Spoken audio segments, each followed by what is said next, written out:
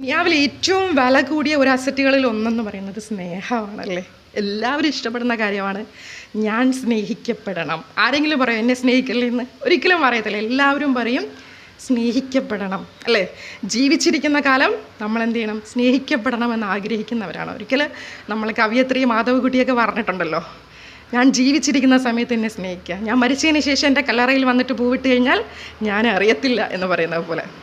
So നമ്മളെല്ലാവരും ആഗ്രഹിക്കുന്നുണ്ട് നമ്മൾ സ്നേഹിക്കപ്പെടണം.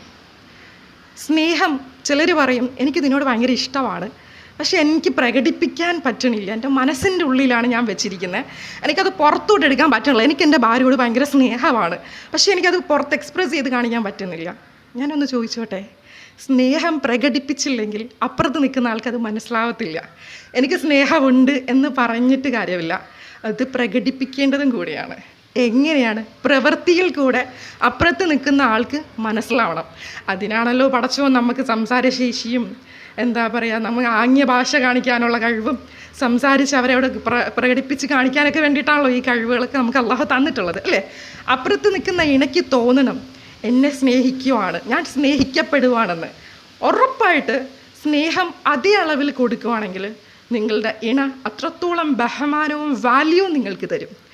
അല്ലാണ്ട് വെറുതെ പറയരുത് എനിക്ക് സ്നേഹിക്കാനൊക്കെ അറിയാം, പക്ഷെ ഞാനിങ്ങനെ എനിക്ക് പ്രകടിപ്പിക്കാനൊന്നും പറ്റത്തില്ല, എനിക്ക് പ്രകടിപ്പിച്ച് കഴിഞ്ഞാൽ ക്ലേശയായിട്ട് തോന്നും, അങ്ങനെയാണ്, എൻ്റെ മക്കൾ കണ്ടാൽ എന്ത് വിചാരിക്കും. എന്ത് കുഴപ്പം? നമ്മളെ മക്കൾ നമ്മൾ സ്നേഹിക്കുന്നത് കണ്ടു വേണം വളരാൻ, അതിൽ ഒരു മോശത്തരവും ഇല്ല അല്ലേ. നമ്മൾ സ്നേഹിക്കുന്നത് നമ്മളെ മക്കൾ കാണുമ്പോൾ അവരിലും ആ ഒരു സ്നേഹം എങ്ങനെയാണ് മറ്റുള്ളവർക്ക് ഞാൻ കൊടുക്കേണ്ടത്, എങ്ങനെയാണ് ഞാൻ ഷെയർ ചെയ്യേണ്ടത് എന്നത് അവർ പഠിക്കുകയാണ് ചെയ്യുന്നത്. ഒരിക്കലും ഒരു മോശത്തരമല്ല. ഒരുമിച്ചിരുന്ന് ഫുഡ് കഴിക്കുന്നതോ, ഒരുമിച്ചൊരു യാത്ര പോകുന്നതോ, ഒരുമിച്ച് ചിരിച്ച് വർത്താനം പറഞ്ഞ് നിങ്ങൾ സമാധാനം കണ്ടെത്തുന്നതല്ലോ, നിങ്ങളെ മക്കളെ കൂടെ നിങ്ങൾ യാത്ര ചെയ്യുന്നതോ, ഒരുമിച്ച് നിങ്ങൾ കണ്ടെന്ന ഒരു ഹാപ്പിനെസ്സോ ഒന്നും ഒരിക്കലും ഒരു തെറ്റല്ല. അവിടെ കൊടുക്കേണ്ട സ്ഥാനം കൊടുക്കേണ്ടതുപോലെ കൊടുത്തു കഴിഞ്ഞാൽ എന്തായാലും അവിടെ തന്നെ ഇരിക്കും. ഭാര്യയായാലും അങ്ങനെ തന്നെ, ഉമ്മാക്ക് കൊടുക്കേണ്ട സ്ഥാനം ഉമ്മാക്ക് കൊടുക്കുക, ഭാര്യയോട് കാണിക്കേണ്ട സ്നേഹവും മിതത്വവും അങ്ങനെ തന്നെ കാണിക്കുക, മക്കൾക്ക് കൊടുക്കേണ്ട പരിഗണന അങ്ങനെ ചെയ്യുക. ചിലരൊക്കെ പറയും എനിക്ക് എൻ്റെ മക്കളാണ് വലുത്, ഭാര്യ ഇറ്റ്സ് ഓക്കെ എന്നൊക്കെ പറയും.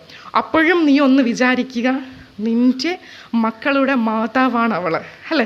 മാതാവിനാണ് അള്ളാഹു താല ഏറ്റവും കൂടുതൽ ഇമ്പോർട്ടൻസ് കൊടുത്തിട്ടുണ്ട്. ഒരിക്കൽ റസൂലുള്ള ഒരു സഹാബത്ത് വന്ന് ചോദിക്കുന്നുണ്ട് എനിക്ക് ഈ ദുനിയാവിൽ ഏറ്റവും കടമ ആരോടാണ്? അപ്പോൾ അള്ളാൻ്റെ ഹബീബ് പറഞ്ഞു കൊടുക്കുന്നുണ്ട് അത് നിൻ്റെ മാതാവിനോടാണ്. വീണ്ടും ചോദിക്കുന്നുണ്ട് അപ്പോൾ അടുത്ത കടമ ആരോടാണ്? അപ്പോഴും പറഞ്ഞു കൊടുക്കുന്നുണ്ട് നിൻ്റെ മാതാവിനോടാണ്.